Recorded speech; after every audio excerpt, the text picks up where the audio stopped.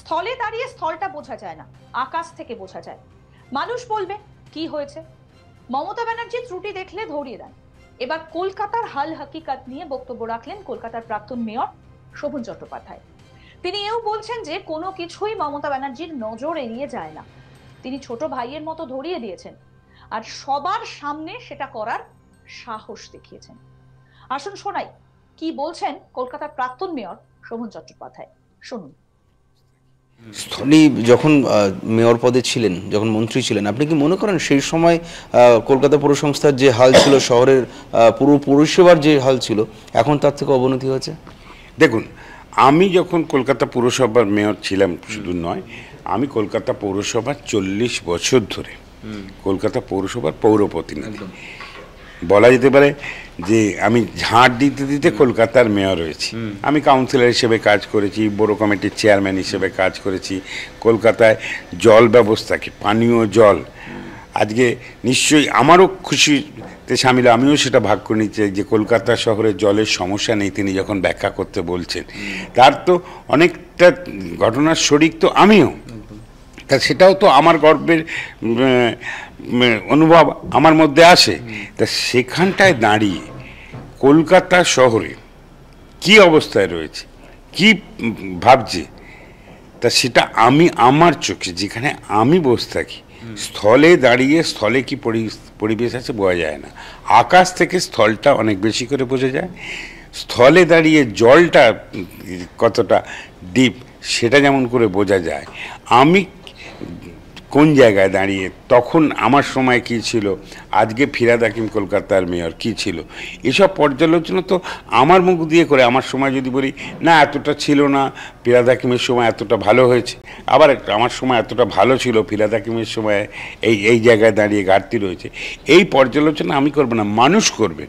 এবং মাথার উপর বসে রয়েছেন যিনি সব পর্যালোচনা, যারা মনে করেন যে মমতা বন্দ্যোপাধ্যায়ের নজর নেই, মমতা বন্দ্যোপাধ্যায় সেই নজর আমি বিশ্বাস করি, এবং আমি ওতপ্রোতভাবে তার সঙ্গে থাকার জন্য বিশ্বাস করি যে সেই কোনোটাই তার নজরে এড়িয়ে যায় না, এবং নির্দিষ্টভাবেই তিনি সেটাকে দিক নির্দেশ করে দেয়। যে জায়গায় দাঁড়িয়ে মমতা বন্দ্যোপাধ্যায়ের খুব বলছেন, আর একটা কথা বুঝতে হবে, বাংলা একটা কথা আছে, শাসন করা তারই সাজে, সোহাগ করে যে। ছোট ভাইয়ের মতন, সহকর্মীর মতন, প্রত্যেক সমস্যা বুঝে নেবার মতন যে মানসিকতা মমতা ব্যানার্জি পোষণ করেন, সেই জায়গায় দাঁড়িয়ে কোথাও যদি ত্রুটি বিচ্যুতি দেখে সেটা ধরিয়ে দিয়ে সংশোধন করে নেওয়াটাই এটা তো সরকারের কর্তব্য। অন্য সরকার করে না, বাস করলেও আপনাদের সামনে করবার মতন সাহস পায় না। সেটা মমতা ব্যানার্জি সম্পূর্ণভাবে যে ইয়েস, মানুষ কোথায় জানুক এবং সংশোধন করে নিয়ে আবার সুষ্ঠু পথে দেখবেন। সেখানেই তো প্রশ্ন উঠছে, মুখ্যমন্ত্রী যখন লাইভ স্ট্রিমিংয়ে প্রকাশ্যে, সেটা লাইভ টেলিকাস্ট করে বা সংবাদ মাধ্যমের সামনে নিজের তাবর তাবর মন্ত্রীদের সমালোচনা করছেন, তাদেরকে বিদ্ধ করছেন, অগ্নিশর্মা হয়ে যাচ্ছেন এবং বিস্ফোরক অভিযোগ আনছেন, সেগুলোতে তো দলের নেতাদেরও ভাবমূর্তি ক্ষুণ্ণ হচ্ছে। সুজিত বসু, অরূপ বিশ্বাস, এই ধরনের যারা বড় বড় নাম তৃণমূলে বা মন্ত্রিসভায়, তাদের দপ্তর নিয়ে যখন প্রশ্ন উঠছে, তাদের নাম করে মুখ্যমন্ত্রী প্রশ্ন তুলছেন, তাদেরও তো ভাবমূর্তি ক্ষুণ্ণ হচ্ছে। একটা কথা বলবো, যে সংবাদ মাধ্যম আপনি বলছেন লাইভ স্ট্রিমিং করে, লাইভ স্ট্রিমিং তো উনি সভাটা করেছেন, সংবাদ মাধ্যমকে আটকাননি।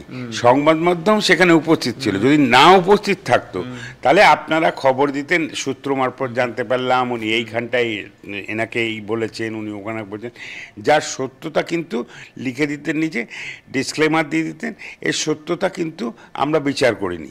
আপনাদের চোখের সামনেই যদি হয়ে থাকে তাহলে সেই চোখের সামনে ট্রান্সপারেন্সি, স্বচ্ছতাটা যদি রাখা হয়ে থাকে, সেখানে দাঁড়িয়ে আমি জানি না কেন এই প্রশ্নটা এইভাবে আপনাদের কাছে আসছে, যে কোথাও দাঁড়িয়ে যে নামগুলো আপনি করছেন, সেই নামগুলো করা মানে তো তাদের কন্ডেম করা নয়, যে এখানটায় যেটা হচ্ছে দেখবেন তারপরেই বলেছে এই জায়গাগুলোকে এইভাবে রেকটিফাই করে দাও।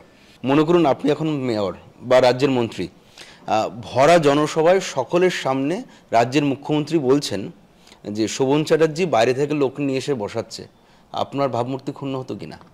আবার আপনি ভাবছেন এইখানটায় আপনাদের মানে ভুল বুঝবেন না, আমি সংবাদ মাধ্যমকে বলছি না, সংবাদ মাধ্যমে আপনাদের এই ধারণাটা আপনি ভেবে দেখুন, আমি কে? তৃণমূল কংগ্রেস। আমার নিজের কোনো ব্যক্তি পরিচয়টা বড় কথা নয়, আমার পরিচয় আমি তৃণমূল কংগ্রেসের একজন মানুষ। তখন সময় এই হলো তোমার সীমারেখা, এইখান থেকে তুমি সংশোধন করো যাতে মানুষ ভুল না বোঝে।